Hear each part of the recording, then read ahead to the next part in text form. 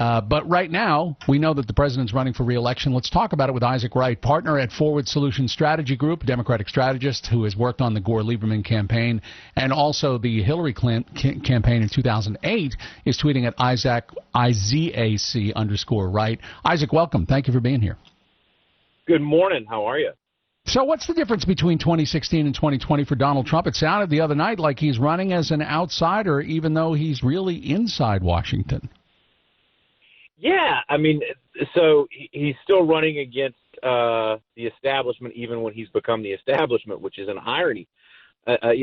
One difference is approval ratings, right? I think I saw the composite approval ratings the other day nationally were in the 40% range, which I hear some Democrats cheering on. That's a sign of his vulnerability, and I do think he's vulnerable. I think he's beatable by virtually anybody in the Democratic primary right now, but it doesn't give me a lot of encouragement when you remember what his composite RCP poll rating of approval going into the 2016 election was like 10 points lower in the 30s.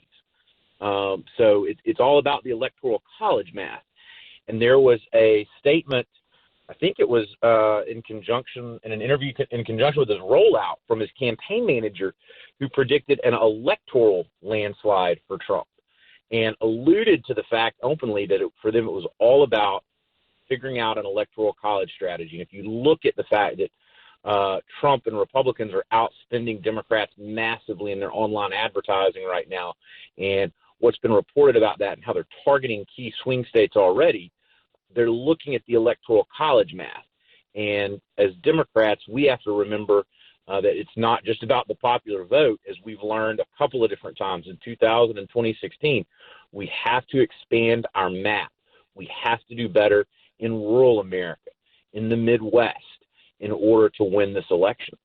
I think you brought me to a place where I wanted to go. Brad Parscale, who is really good into digital, and this is something you look at and you've talked about on the show before.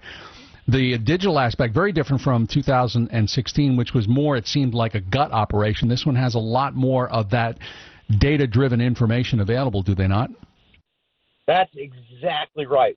We're talking about the Trump campaign is running thousands of iterations of Facebook ads.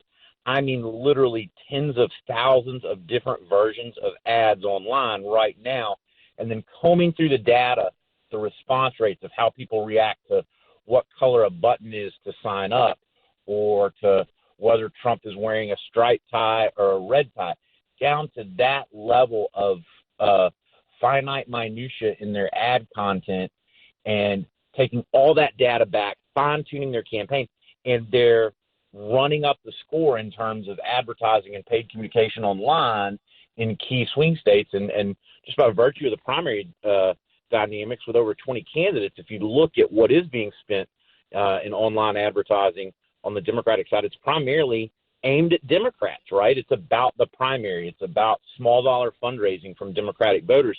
And the Trump campaign has moved massive amounts of budget into talking to voters in key swing states already from a general election perspective. Is that just difficult for other is that hard for a Democratic candidate to do now? They're focused on trying to win individual contests in states like Iowa and New Hampshire, first of all, and maybe California because it's a big delegate state early on. Whereas President Trump can say, I'm the incumbent. I can already have a national strategy. They have to have a kind of a state-by-state at this point, don't they? Yeah, that's exactly right. We have to work as a party.